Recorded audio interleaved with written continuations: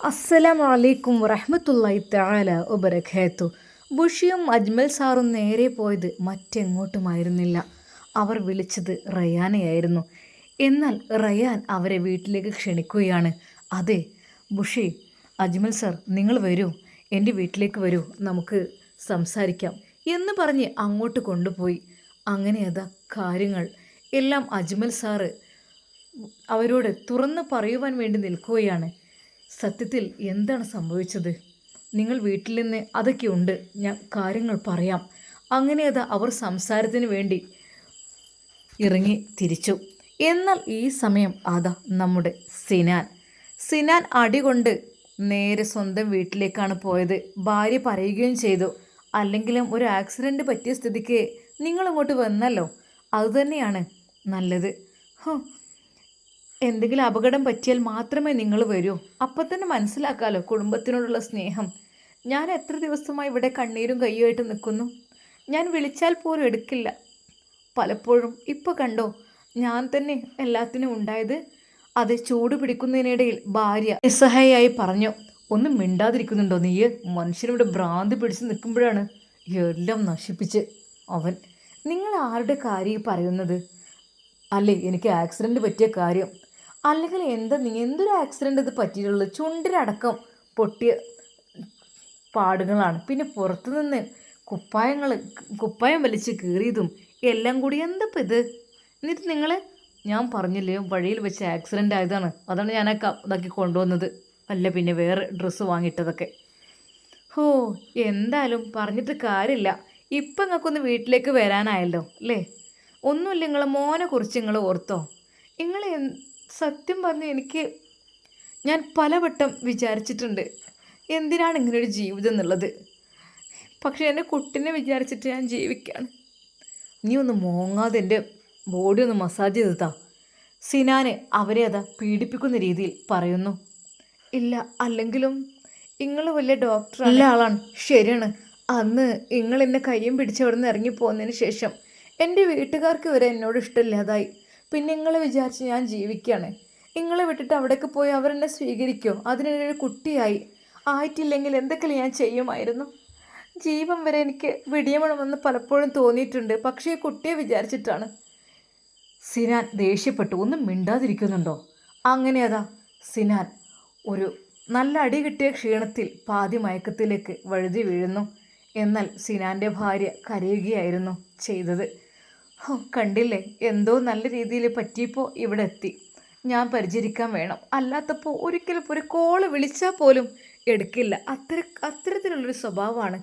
എന്താ റബ്ബേ ഇങ്ങനെ കയ്യിൽ കാട്ടുക? ശരിക്കും സിനാൻ്റെ ഭാര്യ സങ്കടപ്പെടുകയാണ് ചെയ്യുന്നത്. വല്ലപ്പോഴെങ്കിലും ഒന്ന് വിളി, അല്ലെങ്കിൽ എപ്പോഴെങ്കിലും വരിക, അതൊന്നുമില്ല. ഹോസ്പിറ്റലും കാര്യങ്ങളായിട്ട് അവിടെ അങ്ങനെ പോവുക. അല്ലെങ്കിൽ ചില നഴ്സുമാരൊക്കെ കാണുമ്പോൾ കുറച്ച് ഇളക്കം കൂടുതലാണ്. അതെനിക്ക് അറിയായിട്ടൊന്നുമല്ല. പക്ഷേ ജീവിച്ച് പോകണ്ടേ, കണ്ണ് ചിമ്മാണ്. ഞാനും എൻ്റെ മോനും എങ്ങനെയെങ്കിലും ജീവിതം തള്ളി നീക്കണ്ടേ? എന്ത് ചെയ്യും? അദ്ദേഹത്തിൻ്റെ ഓരോ കാട്ടിക്കൂട്ടിലേക്ക് കാണുമ്പോഴേ, ഓരോ പെണ്ണുങ്ങളോടുള്ള സ്വഭാവം കാണുമ്പോഴും ഹൃദയം തകർന്നു പോകും. ഒന്നും മിണ്ടാനും പറയാനും പറ്റില്ല. അയാളതാ പാതി മയക്കത്തിലേക്ക് വഴുതി വീണിട്ടുണ്ട്. പെട്ടെന്നാണ് അതാ സിനാൻ്റെ ഫോൺ ബെല്ലടിക്കുന്നു.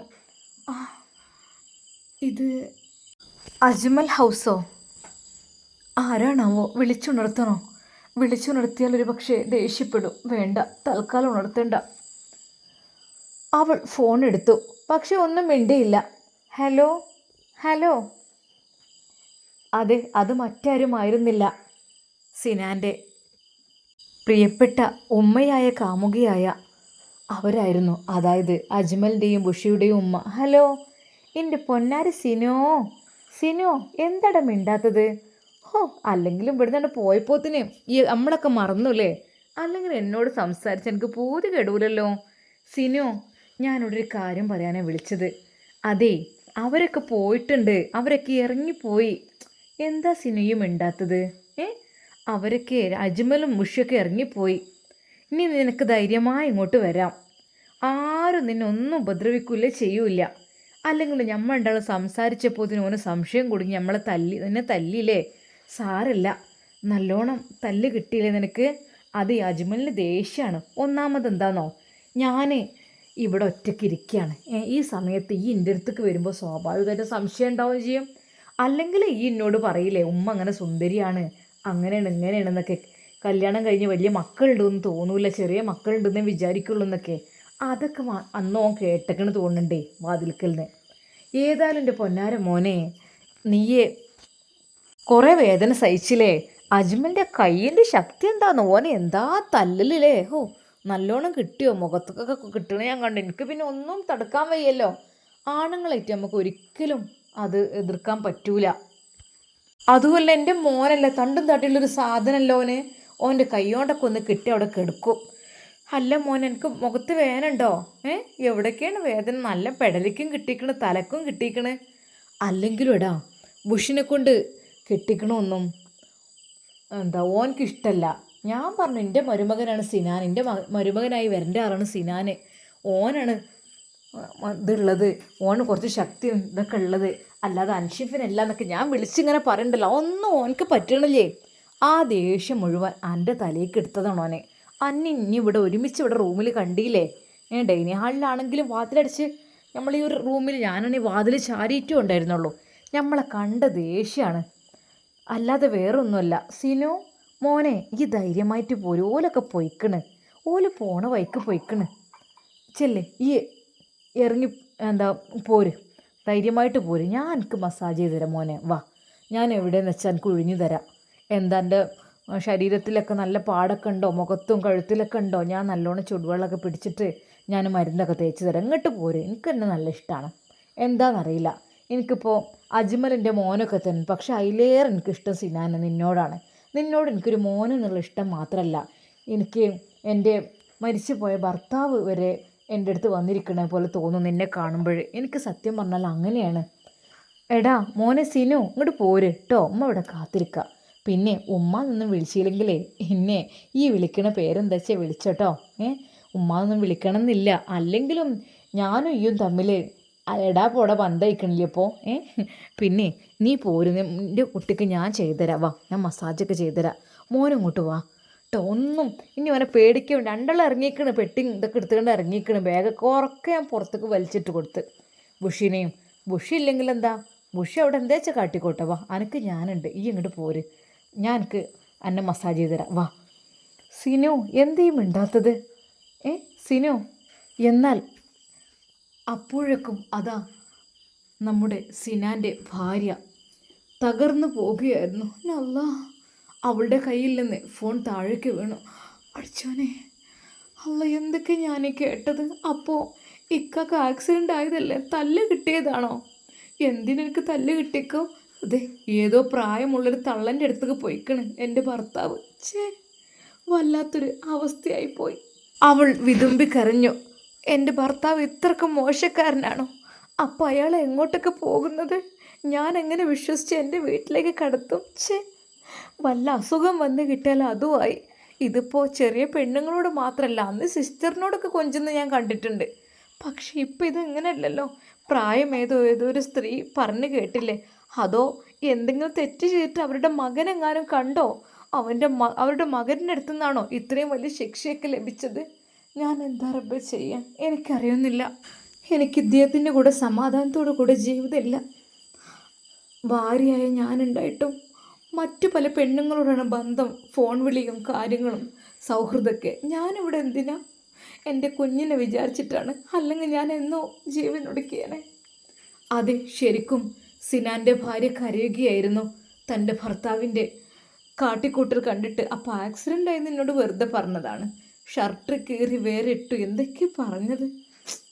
അപ്പോൾ മുഖത്തിനും ചുണ്ടിനൊക്കെ നല്ല രീതിയിൽ കിട്ടിയിട്ടുണ്ട്. ചങ്ങായിക്ക് ചെവി അടക്കി കിട്ടിയിട്ടുണ്ട്, ചെവിൻ്റെ ഭാഗമൊക്കെ വീങ്ങിക്കണ്, കഴുത്തിനൊക്കെ പിടിച്ച് തള്ളിയിട്ടുണ്ട്, നെറ്റിയൊക്കെ വീങ്ങിയിട്ടുണ്ട്, നല്ല രീതിയിൽ പെരുമാറിയിട്ടുണ്ട്. ഇങ്ങോട്ട് വന്ന കോലെന്തായിരുന്നു, എണീറ്റ് നടക്കാൻ പോലും കഴിയാതെ ഒരവസ്ഥയിൽ കൈയും കാലൊക്കെ ചുവരിലിട്ടിട്ട് നല്ലോണം അടിച്ചിക്കണ്. ആരോ നല്ല മട്ടത്തിന് കൊടുത്തിട്ടുണ്ട്. കുറച്ച് സന്തോഷം തോന്നി ഭർത്താവ് അത് കിട്ടിയതിൽ. കാരണം അങ്ങനെ പോകാൻ പാടില്ലല്ലോ. അങ്ങനെ എല്ലാ പെണ്ണുങ്ങളോടും കൂട്ടുകൂടി നടക്കാൻ ഇയാൾ ആരാ? അങ്ങനെയാണെങ്കിൽ ഞങ്ങളങ്ങ് ബന്ധം ഒഴിവാക്കി തന്നോട്ടെ, ഞാൻ അധ്വാനിച്ച് എങ്ങനെ വെച്ചാൽ ജീവിച്ചോളാം, ഞാൻ എൻ്റെ കുഞ്ഞിനെ നോക്കിക്കോളാം. അല്ലാതെ മൂപ്പര് ഈ ദുഷ്ടത്തരങ്ങൾക്ക് കൂട്ടുനിന്ന് ഞാൻ പിന്നെ അസുഖമായി വരുമ്പോൾ എൻ്റെ നേർക്ക് വന്ന് അതിനൊന്നും എന്നെ കിട്ടൂല, എന്നെ കൊണ്ടാവൂല. സിനാൻ്റെ ഭാര്യ സങ്കടത്തോടെ ഇരിക്കുകയായിരുന്നു. എന്നാൽ കുറച്ച് കഴിഞ്ഞപ്പോൾ അയാൾ വിളിക്കുന്നു, ഡീ ഡീ. അവൾ മിണ്ടാതിരുന്നു. ഡീ ഇങ്ങോട്ട് വാടി, എൻ്റെ പുറത്തു കൂടെ ഒന്നും കൊണ്ട് ചുടുവെള്ളം പിടിച്ചാൽ എനിക്ക് അനങ്ങാൻ കഴിയണില്ല. എന്നാൽ അവൾ അങ്ങോട്ട് ചെന്നു. നിങ്ങൾക്ക് ചുടുവെള്ളം വേണോ പച്ചവെള്ളം വേണോ? എന്തിനാ അങ്ങനെയൊക്കെ? എന്താ ആക്സിഡൻറ്റ് പറ്റിയതെന്താ? ഞാൻ കരുതി കുട്ടി ചെയ്തതാണെന്നാ നീ വിചാരിക്കുന്നത്? അത് നീ വേണ്ടാത്തിനും നിൽക്കണ്ട, ആദ്യമേ പറഞ്ഞേക്കാം. വേഗം എന്നെ ഒഴിഞ്ഞു താടി, ഈ മെഡിസിൻസൊക്കെ ഇട്ട് ഒഴിഞ്ഞു താ, ആവി പിടിപ്പിക്കേ നല്ലോണം. നിങ്ങൾ എന്തിനാ വേണ്ടാത്ത പ്രവൃത്തിയൊക്കെ പോയത്? വേണ്ടാത്ത പ്രവൃത്തിയോ? എന്താ ആക്സിഡൻ്റ് ആകുന്ന വേണ്ടാത്ത പ്രവൃത്തിയാണോ? എടീ വേണ്ടാത്തൊന്നും പറയണ്ട കേട്ടോ. അത് അയാളുടെ സ്വഭാവം നന്നായിട്ടറിയാം. അതുകൊണ്ട് തന്നെ അവൾ മൗനം പാലിച്ചു. എന്നാൽ അവൾ നേരെ അതാ വിളിച്ചത്. ഈ കാര്യങ്ങളൊന്നും അറിയണം. ആരോടാണ്, എങ്ങോട്ടാണ് എൻ്റെ ഭർത്താവ് പോയത്? ആരുടെ കയ്യിൽ നിന്ന് അടി കിട്ടിയതാണോ ആക്സിഡൻ്റ് ആണോ എന്നൊക്കെ ഒന്ന് ശരിക്കറിയുക തന്നെ വേണം. എന്തായാലും വേണ്ടില്ല. എന്നാലും ആ താത്ത, ഒരു താത്ത വിളിച്ച് മോനെ സിനു എന്ന് വിളിച്ചിട്ട് മുഴുവനാകണില്ല. എന്തൊക്കെ പറഞ്ഞത്? അതൊക്കെ എൻ്റെ ചെവിയിലാണല്ലോ കേട്ടത്. എന്തായാലും വേണ്ടില്ല. എന്നാൽ അവൾ മുറ്റത്തേക്കിറങ്ങി ഫോണുമായി. അവൾ വിളിച്ചത് മറ്റാരെയുമല്ല, അദ്ദേഹത്തിൻ്റെ ഹോസ്പിറ്റൽ പാർട്ട്ണറായ ആ സാറിനായിരുന്നു. സാറിൻ്റെ ഫോൺ ബെല്ലടിച്ചു. ഇത് പാരാ? ഓ, സിനാൻ്റെ വൈഫാണല്ലോ. ഹലോ. ആ സാർ, ഇത് സിനാൻ സാറിൻ്റെ വൈഫാണ്. ആ പറ മോളെ. സാർ, ഞാൻ ഒരു കാര്യം പറയാം. സിനാൻ സാറ് ഇവിടെ അപകടത്തിൽപ്പെട്ട് വന്ന് കിടക്കുന്നുണ്ട്. എന്തു പറ്റി? അല്ല, അദ്ദേഹത്തിന് പറ്റിയത് എന്താണെന്ന് വെച്ചാൽ ആക്സിഡൻ്റ് ആണെന്ന് എന്നോട് പറഞ്ഞത്. പക്ഷെ ഒരിക്കലും അത് ആക്സിഡൻ്റ് അല്ല. ഒരു സ്ത്രീ വിളിച്ചിരുന്നു. സ്ത്രീ വിളിച്ച് കാര്യങ്ങളെല്ലാം പറഞ്ഞു. ഞാനും മിണ്ടാതെ നിന്നു. അദ്ദേഹമാണ് ഫോൺ എടുക്കുന്നത്. വിളിച്ചിട്ട് ഞാൻ അനങ്ങാതെ നിന്നു. ഞാൻ മിണ്ടാതെ നിന്നപ്പോൾ അവർ പറഞ്ഞു, അതെ ഞാൻ ഒഴിഞ്ഞു തരാം, നീ എൻ്റെ അടുത്തേക്ക് ഇനിയും വാ, എത്ര നല്ല വേദനിച്ചോ, അങ്ങനെ എന്നൊക്കെ പറഞ്ഞെന്ന്. സത്യം പറഞ്ഞാൽ സാർ, എനിക്ക് സഹിക്കാൻ കഴിയണില്ല. എന്തൊക്കെയാണ് സംഭവിക്കുന്നത്? എൻ്റെ ഭർത്താവിന് വേറെ ബന്ധമുണ്ടോ അവിടെ? മോളെ സാരല്ല. പിന്നെ ചില ആളുകൾക്ക് ഒരു ബന്ധം മാത്രമല്ല, പല ബന്ധങ്ങളുണ്ടാകും. പിന്നെ നിൻ്റെ ഭർത്താവിനെ കുറിച്ച് ഇപ്പോൾ ഞാൻ കൂടുതലൊന്നും പറയുന്നില്ല. അതായത് ഞാനും അവനും ഈ ഒരു പാർട്ട്ണർഷിപ്പിൽ നിന്ന് പിന്മാറുകയാണ്. അതായത് അവന് ഒരു സ്ഥിരതയില്ല. അതുകൊണ്ട് തന്നെ പിന്നെ ഒരുപാട് നഷ്ടങ്ങൾ, കാര്യങ്ങൾ, അവന് ഒരു ശ്രദ്ധയില്ലാത്ത രീതിയിലാണ് അവൻ്റെ നടപ്പും കാര്യങ്ങളൊക്കെ. അതുകൊണ്ട് തന്നെ മോളെ ഞാൻ ഇതിൽ നിന്ന് ഒഴിവാകണം. അവൻ ഒറ്റയ്ക്ക് തന്നെ ഏറ്റെടുക്കുമെന്ന് പറഞ്ഞിട്ടുണ്ട്. പിന്നെ എന്താണ് സംഭവിച്ചെന്നറിയാൻ ഞാൻ റയാൻ സാറിനെ ഒന്ന് വിളിച്ചിട്ട് ഒന്ന് ചോദിച്ചു നോക്കുന്നു. സർ, എന്താണെങ്കിലും എനിക്ക് സത്യാവസ്ഥ അറിയണം, നിങ്ങൾ എന്നെ വിളിക്കണം. ഓക്കെ മോളെ, എന്നാൽ ശരി. എന്നാൽ ആ നിമിഷം തന്നെ അതാ സാറ് റയാനെ വിളിക്കുന്നു. റയാനെ ഫോൺ ബെല്ലടിക്കുന്നു. ആരാ വിളിക്കുന്നത്? സാറാണല്ലോ. ഹലോ റയാൻ, എന്താ? അല്ല, ഞങ്ങൾ സാർ ഒരു ചർച്ചയിലായിരുന്നു. ഓക്കെ. പിന്നെ നമ്മുടെ സിനാൻ സാറുണ്ടല്ലോ, നമ്മുടെ ഹോസ്പിറ്റലിലെ പാർട്ട്ണർ. അതായത് ഇനി മൂപ്പരുടേതാണ് സ്ഥാപനമൊക്കെ മുഴുവനായിട്ട്, ഓഫീസൊക്കെ. അപ്പോൾ സാറ് വൈഫ് വിളിച്ചിരുന്നു. വൈഫോ? എന്തിന്? അല്ലേ, സാറ് വൈഫ് വിളിച്ചത് എന്താണെന്ന് വെച്ചാൽ, അതായത് എനിക്ക് അവർക്ക് എന്തോ ആക്സിഡൻറ്റ് സംഭവിച്ചിട്ടുണ്ടോ? ആക്സിഡൻറ്റോ? മൂപ്പർക്ക് ആക്സിഡൻറ്റ് സംഭവിക്കാൻ അതില്ലല്ലോ. അതല്ല, അവർ പറഞ്ഞു ആക്സിഡൻറ്റ് മീൻസ് എന്നോട് ചോദിച്ചതല്ല ആരുടെ കയ്യിൽ നിന്ന് അടി കിട്ടിയോ എന്നാണ് ചോദിച്ചത്. കാരണം ഏതൊരു സ്ത്രീ വിളിച്ച് പറഞ്ഞത്രേ, എന്താ പറയുക, എന്തൊക്കെയോ പറഞ്ഞു, നാടി കിട്ടിയത് വേദനയുണ്ടോയെന്നോ, മസാജ് ചെയ്ത് അങ്ങനെ എന്തൊക്കെയോ വേണ്ടാത്ത രീതിയിൽ സംസാരിച്ചു എന്നൊക്കെ പറഞ്ഞ് അവനാണെന്ന് കരുതി സംസാരിച്ച് അവളാണ് ഫോൺ എടുത്തത്, മിണ്ടാതെ എന്നൊക്കെ പറയുന്നുണ്ട്. പെട്ടെന്ന് റയാൻ ഒരു നിമിഷം, സർ ഞാൻ നോക്കട്ടെ, അന്വേഷിച്ചിട്ട് ഞാൻ നോക്കിയിട്ട് പറയാം. ഓക്കെ. എന്നാൽ പെട്ടെന്ന് ഷിഫയെ വിളിക്കുന്നു. ഷിഫ, അതെ സാറ് വിളിച്ചിരുന്നേ. അതായത് മൂപ്പര് പറഞ്ഞത് എന്താണെന്ന് വെച്ചാൽ, സിനാനിന് എന്തെങ്കിലും അപകടം പറ്റിയിട്ടുണ്ടോ, എന്തെങ്കിലും എന്ത് പ്രശ്നങ്ങൾ പറ്റിയിട്ടുണ്ടോ എന്നൊക്കെ ചോദിച്ച് വൈഫ് വിളിച്ചിരുന്നു എന്ന് പറഞ്ഞു, വിളിച്ച് ചോദിച്ചു എന്ന് പറഞ്ഞു. ഷിഫ ശരിക്കും ഞെട്ടി. അതോ, അത് മൂപ്പരിക്കോ? അതുണ്ടാകാൻ ചാൻസ് ഇല്ലല്ലോ. എന്നാൽ അത് കേട്ടുകൊണ്ട് അജ്മൽ അങ്ങോട്ട് വന്നു. എന്താ സംസാരിക്കുന്നത്? അല്ലേ, നമ്മുടെ പാർട്ട്ണർ, നമ്മളെ ഹോസ്പിറ്റലിലെ നമ്മളെ സിനാൻ്റെ പാർട്ട്ണർ വിളിച്ച് പറഞ്ഞു മൂപ്പർക്ക് എന്തെങ്കിലും അപകടം പറ്റിയിട്ടുണ്ട്, വീട്ടിലെത്തിയിട്ട് എന്താ ട്രീറ്റ്മെൻറ്റ്, എന്താ വൈഫ് എന്താ ചുടുവെള്ളം പിടിച്ച് കൊടുക്കുക, എന്തൊക്കെ മസാജ് ചെയ്ത് കൊടുക്കുക, എന്തൊക്കെ പറയുന്നുണ്ട്. അതിൻ്റെ ഇടയിൽ ഒരു സ്ത്രീ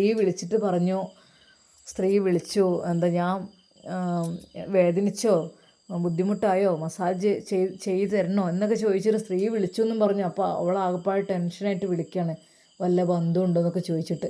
ശരിക്കും അജ്മലിന് ദേഷ്യം പിടിച്ചു. അപ്പോൾ എൻ്റെ ഉമ്മ വീണ്ടും വിളിച്ചിരിക്കുന്നു അവനെ അല്ലേ. എൻ്റെ ഉമ്മക്ക് എന്തിൻ്റെ കേടാണ് റബ്ബേ ഇത് എന്തിൻ്റെ കേടാണ്? എനിക്ക് അങ്ങനെ ഒരു ഉമ്മ തന്നെ ഇല്ല. ശരിക്കും അജ്മൽ അത് വല്ലാതെ അങ്ങ് അവന് വിഷമം വരുത്തി. ബുഷിയോട് പറയണ്ട, തൽക്കാലം ബുഷി എറിഞ്ഞാൽ വേദനിക്കും. അവനെ കൊണ്ടാണല്ലോ എൻ്റെ ഉമ്മ അവളെ കെട്ടിക്കാൻ നിന്നത്. എന്നിട്ട് ഉമ്മ അവനെ വിളിച്ചിരുത്ത ഞങ്ങളൊക്കെ ഇല്ലയെന്ന് പറഞ്ഞിട്ട്. ഉമ്മ ഇത്രക്ക് മോശക്കാരിയായി പോയല്ലോ. അജ്മലിന് വല്ലാത്ത ടെൻഷൻ തോന്നി.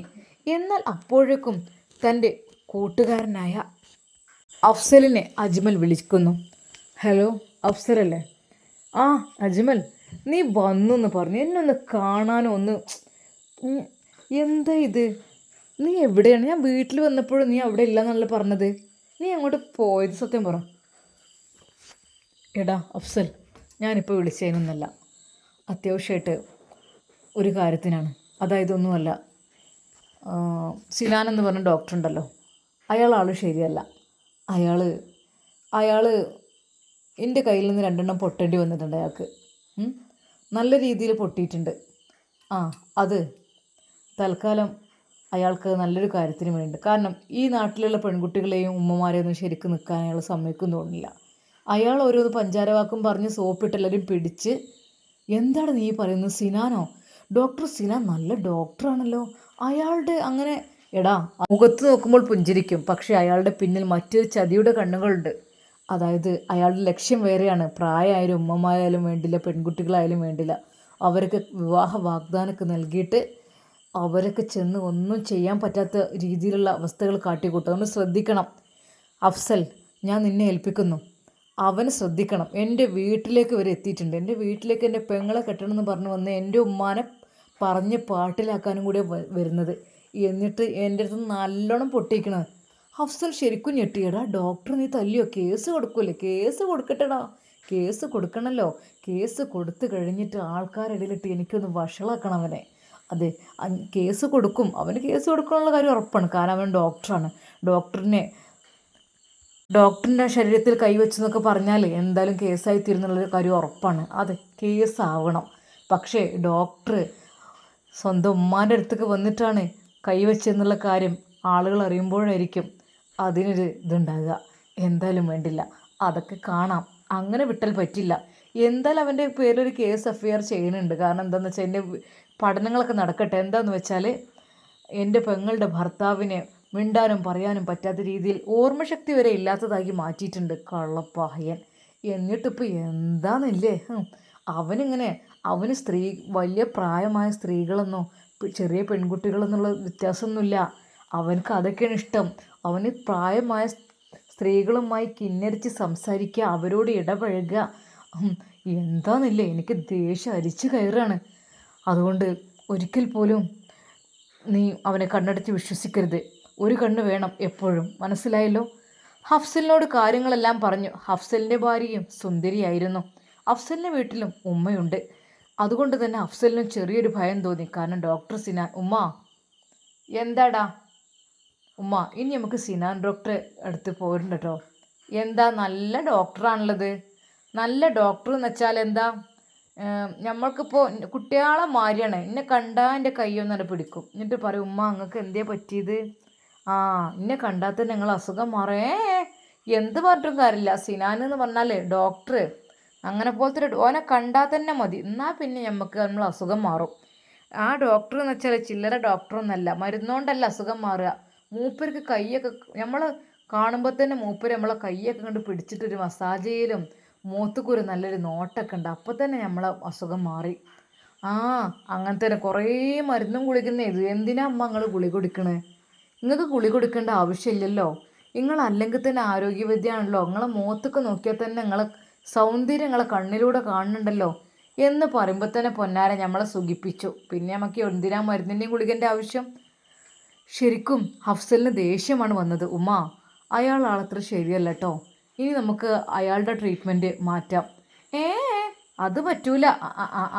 അതിൻ്റെ അടുത്ത് ആ ഒരു ഡോക്ടറെ അടുത്തേക്ക് പോവുക എന്ന് പറയുമ്പോൾ തന്നെ എല്ലാവർക്കും മനസ്സിനൊരു സമാധാനമാണ്. കാരണം എന്താ, പ്രത്യേകിച്ച് മാപ്പിളയില്ലാത്ത പെണ്ണുങ്ങളൊക്കെ ആ ഡോക്ടർ നല്ലോണം കെയർ ചെയ്യും, നല്ല മട്ടത്തിന് എത്രമാത്രം. പിന്നെ അതിൻ്റെ റൂമ് കണ്ട് ചെന്നാൽ ഓരോരുത്തർക്ക് അരമണിക്കൂർ കണക്കാണ്. മൂപ്പർക്ക് അതിലേറെ വർത്താനം എല്ലാം ചോദിച്ചറിയും. എന്നോടൊക്കെ അന്ന് എന്തൊക്കെയാണ് ചോദിച്ചറിഞ്ഞിക്കണേ.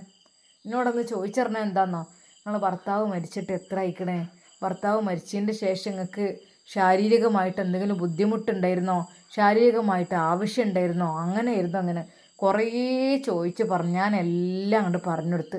എന്നാൽ അഫ്സലിന് ദേഷ്യം വന്നു. ഉമ്മ, ഡോക്ടർമാർ ചോദിക്കാം, അസുഖത്തിനെ കുറിച്ച് ചോദിക്കാം. പക്ഷേ നമ്മുടെ കുടുംബകാര്യങ്ങൾ, നമ്മളുടെ വീട്ടുകാര്യങ്ങളൊക്കെ ചോദിക്കുമ്പോൾ നമ്മൾ വല്ലാതെ എല്ലാം ഓപ്പണാക്കി പറയരുത്. കാരണം എന്താണെന്ന് വെച്ചാൽ അവരുടെ മനസ്സിലൊക്കെ വേറെ പല കളികളും ചിന്തകളും ഉണ്ടാവുമ്മ. എടാ അഫ്സലയും ഉണ്ടാന്നാ എന്താന്നില്ലേ ഓനിപ്പോ അത് പറയാ. ആ നല്ലൊരു ഡോക്ടറെ വിട്ടുകാണ്ട് പിന്നെ വേറെ ഡോക്ടർ ഇജ്ജ് കാണിക്കണ്ട. ഉമ്മ, നിങ്ങൾക്കൊരു കാര്യം കേൾക്കണോ? അഫ്സൽ ഡോക്ടർ നല്ലതൊക്കെ തന്നെയാണ്. പക്ഷേ മൂപ്പർക്ക് ആരൊക്കെ അടി കിട്ടിക്കണ്. ആരടുത്തുനിന്നോ ഞാൻ പറയണില്ല, ആരടുത്തുനിന്നോ കിട്ടിക്കണ്. ഇതേപോലത്തെ ഉമ്മാൻ്റെ അടുത്തൊക്കെ പോയി വർത്താനം പറയലും കളിയും തമാശയും കൂട്ടുപോയിട്ട് ഒരു ലിമിറ്റില്ലാതെ സംസാരിച്ചിട്ട് അടി കിട്ടിക്കണ് നല്ലോണം. പഠിച്ചോനെ, സിനാൻ ഡോക്ടർക്ക് അടി കിട്ടിയേ? ഇതിപ്പോൾ എന്തിയേ? ഞാൻ കരുതി സിനാൻ ഡോക്ടർ എന്നോട് മാത്രം അങ്ങനെയൊക്കെ പറയണത്, എന്നോടുള്ള ഇഷ്ടം കൊണ്ട് എന്നോട് എപ്പോഴും പറയും, ഉമ്മ നിങ്ങൾ സുന്ദരിയാണല്ലോ, അങ്ങനെയാണല്ലോ. എന്നിൻ്റെ കൈയൊക്കെ പിടിച്ചിട്ട് പറയും, ഉമ്മ നിങ്ങളെ കൈയൊക്കെ എന്ത് സോഫ്റ്റല്ലേ, ഇപ്പോഴും ഒരു ഞരമ്പ് പോലും പൊന്തിയിട്ടില്ല, നിങ്ങളെ കണ്ടിട്ട് തോന്നുന്നില്ലല്ലേ എന്നൊക്കെ ഇങ്ങനെ പറയും. അപ്പോൾ ഞാനും വിചാരിച്ചു എന്നോട് മാത്രമാണ്.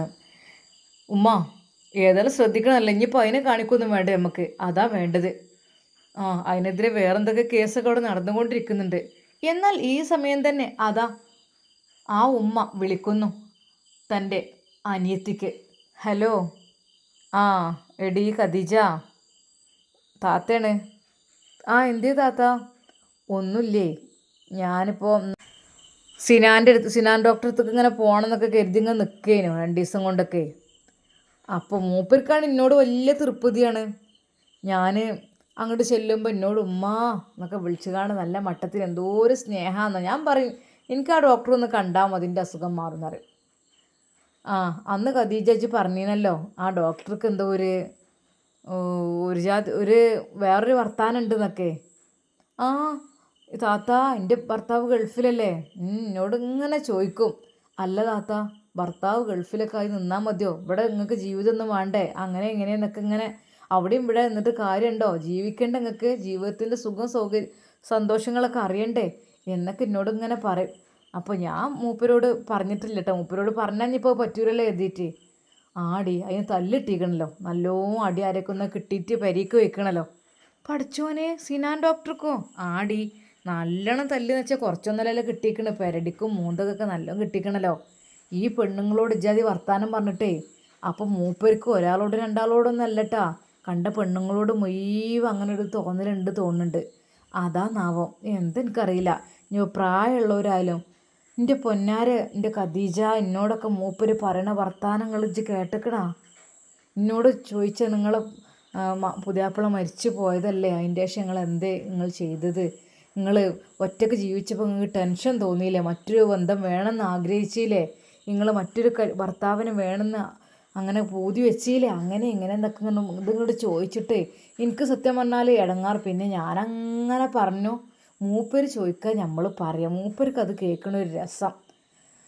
എൻ്റെ പൊന്നാര താത്ത, എനിക്ക് അതിൻ്റെ അടുത്തേക്ക് പോകണ മടുപ്പാണ്. പിന്നെയെന്ന് വെച്ചാൽ എല്ലാവരും പറയും അതിനെ കണ്ടാൽ മതി അസുഖം മാറാം. അതാണേ, കണ്ടാൽ മതി വെച്ചാൽ അതിൻ്റെ കിന്നാരം പറച്ചിലും ഈ ഒരു കാട്ടിക്കൂട്ടലും കാണുമ്പോൾ എല്ലാവർക്കും വല്ലാത്തൊരു സന്തോഷം. ഇങ്ങനെ തോന്നുക. ഒരുവിധം പെണ്ണുങ്ങൾ മുഴുവൻ അതിൻ്റെ അടുത്തൊക്കെ പോകണം, ആണുങ്ങൾ വല്ലാതെ പോണില്ല. പൊന്നാരൻ്റെ ഖദീജ അടി കിട്ടിയിരിക്കണല്ലോ. ഇനിയിപ്പോൾ എന്താ, നമ്മൾ വലിയ ഫ്രൂട്ട്സ് ആയിട്ട് പോയിട്ട് കാണാൻ പോകേണ്ടി വരുമോ? ഫ്രൂട്ട്സും ഈത്തപ്പഴവും കുറച്ച് ഹോർലിക്സും ബൂസ്റ്റൊക്കെ ആയിട്ട് അടി കിട്ടി കിടക്കല്ലേ, പോകേണ്ടി വരുമോ? ഉഴിച്ചിലിനൊക്കെ ഉള്ള നാൽപ്പാമ്പരൊക്കെ ആയിട്ട് പോകേണ്ടി വരുമോ? എന്നാൽ ഖദീജ ചിരിച്ചു. എൻ്റെ പൊന്നാര താത്തങ്ങളുടെ തമാശ.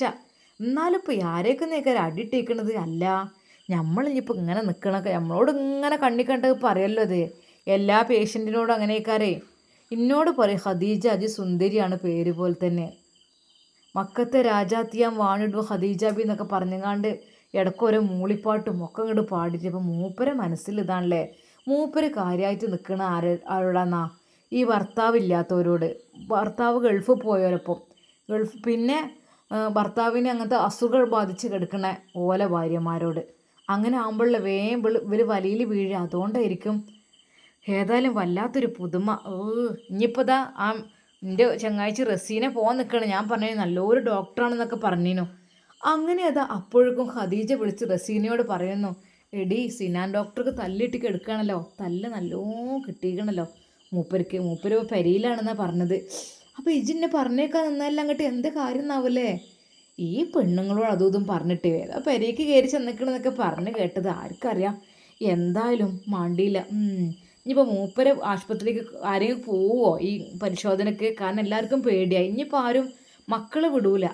സാധാരണ മക്കൾ ആണല്ലോ കൊണ്ടാക്കി കൊടുക്കുക. ഇനിയിപ്പോൾ മക്കൾ വിടലൊന്നും ഉണ്ടാവില്ല, മക്കളും പുതിയാപ്പിളാരും വിടൂല. മൂപ്പരെ സ്വഭാവം അങ്ങനെ ആയതുകൊണ്ടേ ഇനിയിപ്പോൾ ആര് വീണ എല്ലാവർക്കും ഉണ്ടാവില്ല പേടി. മൂപ്പരടി എല്ലാവരും തൊടലും പിടിച്ചലൊക്കെ ഉണ്ടല്ലോ, അങ്ങനെയൊക്കെ പറഞ്ഞ് കേട്ടത്. അള്ളാഹ്ക്ക് അറിയട്ടോ, പഠിച്ചോന്നറിയാം. അതാണ് പറഞ്ഞത്, പലനാൾ കള്ളൻ ഒരു നാൾ പിടിയിൽ നിന്ന്. ഇപ്പം എന്തായി? മൂപ്പർക്ക് നല്ലൊരു കിട്ടൽ കിട്ടിയത്. അല്ലെങ്കിൽ ഇങ്ങനെ എടി ഞാൻ എന്നെ പറഞ്ഞേച്ചെന്താ വെച്ചാൽ മൂപ്പരെ ഇതൊക്കെ മാറും. എടി സത്യം പറയട്ടെ, ഞാൻ വിചാരിച്ചു എന്നോട് മാത്രമാണ് മൂപ്പർക്ക് ഇഷ്ടമെന്ന്. അങ്ങനത്തെ വർത്താനോടൊരു ഖദീജാനെ കാണുമ്പോൾ തന്നെ ഒരു സന്തോഷമാണ്. ഇതാണ് അങ്ങനെ എങ്ങനെയെന്നൊക്കെ, തേങ്ങയാണ് മാങ്ങണമെന്നൊക്കെ പറയും. നമ്മളെല്ലാം വീണ് പോവും. എടി എൻ്റെ മാപ്പിളൊക്കെ ഗൾഫിലല്ലേ, പിന്നെ ഗൾഫിലായ മാപ്പിളാരൊക്കെ പറഞ്ഞാൽ കുറേ കാലം കേട്ടല്ലേ വരിക. അപ്പം ഞമ്മക്കും ഉണ്ടാവില്ല ഈ ആണുങ്ങളെ എടുത്തുനിന്ന് ഇങ്ങനെ വർത്താനം പറയുമ്പോൾ ഞമ്മക്കൊരു ഇടങ്ങാറ്.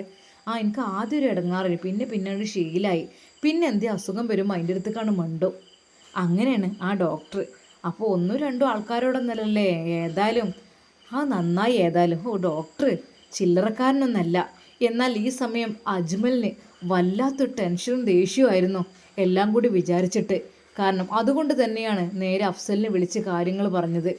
അഫ്സൽ ഉമ്മയോട് പറഞ്ഞതും അവരെങ്ങനെ സ്പ്രെഡ് ചെയ്തതും. കാരണം സിനാനെക്കുറിച്ച് ചെറിയൊരു ഇതെങ്കിലും എല്ലാവരുടെയും മനസ്സിലുണ്ടാകണം, ചെറിയൊരു ഭയം വേണം എന്തെങ്കിലും. അല്ലെങ്കിൽ ആളുകൾ പേഷ്യൻറ്റുകൾ ഇഷ്ടം പോലെ തള്ളിക്കയറും അയാളടുത്തേക്ക്. കാര്യം മറ്റൊന്നുമല്ല. എന്തുകൊണ്ടാണ്? അതെ, മൂപ്പര് ഈ കിന്നാരം പറിച്ചിലും തോണ്ടലും പിടിച്ചിലും കൊണ്ട് തന്നെ. അതുകൊണ്ട് രണ്ട് പെണ്ണുങ്ങൾ അധികം അതിൻ്റെ അടുത്തേക്ക് പോകുന്നത്. പക്ഷേ നല്ല പെണ്ണുങ്ങൾ ആരും അതിൻ്റെ അടുത്തേക്ക് പോകില്ല. അങ്ങനെയുണ്ട്. എന്തായാലും വേണ്ടില്ല. എന്നാൽ അജ്മലിന് ഏറെക്കുറെ ചിലത് ഉറപ്പായി. ഇനി പെട്ടെന്ന് സിനാൻ അങ്ങോട്ട് വരാൻ ചാൻസ് ഇല്ല. ഇനി അഫ്സൽ നോക്കിക്കോളും. അഫ്സലിനെയും ഒന്ന് കാര്യങ്ങൾ നോക്കാൻ വേണ്ടി ഏൽപ്പിക്കണം. എന്തായാലും വേണ്ടില്ല, ഞാനും ബുഷിയും പോവാണ് ഗൾഫിലേക്ക്. അല്ലെങ്കിലേ അത് നേരെ തിരിച്ച് വരാനൊക്കെ ചാൻസ് ഉണ്ട്. ഞാൻ പേടിച്ചിട്ടില്ല, എൻ്റെ പെങ്ങളുടെ ഭാവി വിചാരിച്ചിട്ട്. എൻ്റെ പെങ്ങളവൻ നശിപ്പിക്കും എന്നുള്ള കാര്യം എനിക്ക് ഉറപ്പാണ്. അതുകൊണ്ടാണ് ഞാൻ അവളെയും കൊണ്ട് പോകുന്നത്. പിന്നെ എൻ്റെ പെണ്ണിൻ്റെ കാര്യം, എൻ്റെ ഹംദ അവിടെ ഹോസ്പിറ്റലിലാണ്.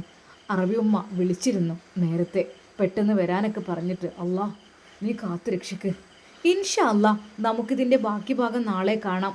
അതുവരേക്കും എല്ലാവർക്കും അസ്സലാമു അലൈക്കും വറഹ്മത്തുള്ളാഹി തആല വബറകാതുഹു.